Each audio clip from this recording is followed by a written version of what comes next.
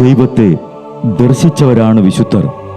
ആ വിശുദ്ധരോടൊപ്പം മാലാഖമാരുമായി സ്വർഗീയ ആനന്ദത്തിൽ ആയിരിക്കുന്ന ഞങ്ങളുടെ വാത്സല്യനിധിയായ അമ്മ ത്രേസ്യാളിൻ്റെയും പ്രിയ സഹോദരങ്ങളായ മണിദാസിൻ്റെയും ബ്രൈറ്റിൻ്റെയും പാവന സ്മരണയ്ക്ക് മുൻപിൽ ബ്രൈറ്റ് ഗ്രൂപ്പ് ഓഫ് അക്കാഡമീസ് പ്രാർത്ഥനാപൂർവം സമർപ്പിക്കുന്നു ഇന്നത്തെ വിശുദ്ധർ. അവതരണം അനിൽ കുഴിഞ്ഞകാല. ആശയം മുത്തയ്യൻ ആൻഡ് സെലിൻ പ്രിയ.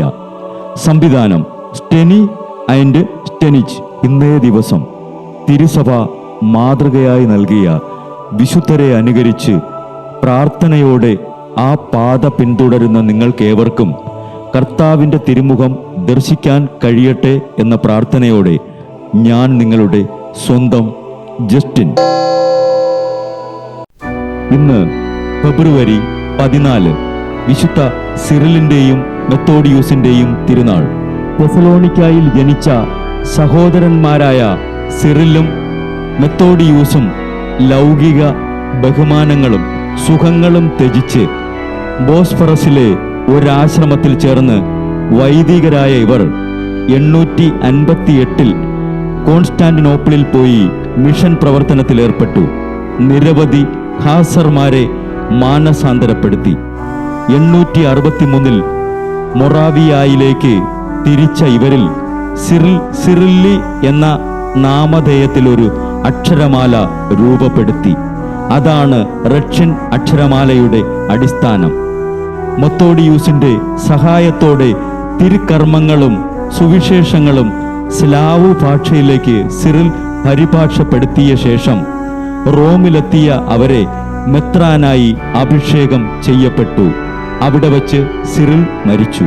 പിന്നീട് മൊറാവിയായുടെയും പന്നോണിയുടെയും ആർച്ച് ബിഷപ്പായി മെത്താഡിയൂസ് ജർമ്മൻ മെത്രാന്മാരോട് ഏറ്റുമുട്ടേണ്ടി വന്നതിൻ്റെ ഫലമായി മെത്താഡിയൂസിനെ മെത്രാൻ സ്ഥാനത്ത് നിന്ന് സ്ഥാനഭ്രഷ്ടനാക്കി ജയിലിലടച്ചു.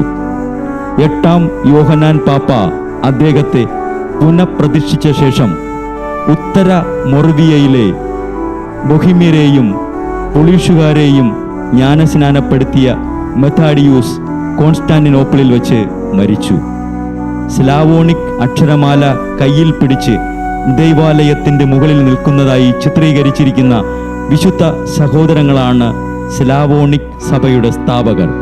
വിശുദ്ധ സിറിലെ മെത്തോഡിയൂസെ, ഞങ്ങളിലും സാഹോദര്യ സ്നേഹം നിറയുവാൻ വേണ്ടി ഞങ്ങൾക്കു വേണ്ടി കർത്താവിനോട് അപേക്ഷിക്കണമേ.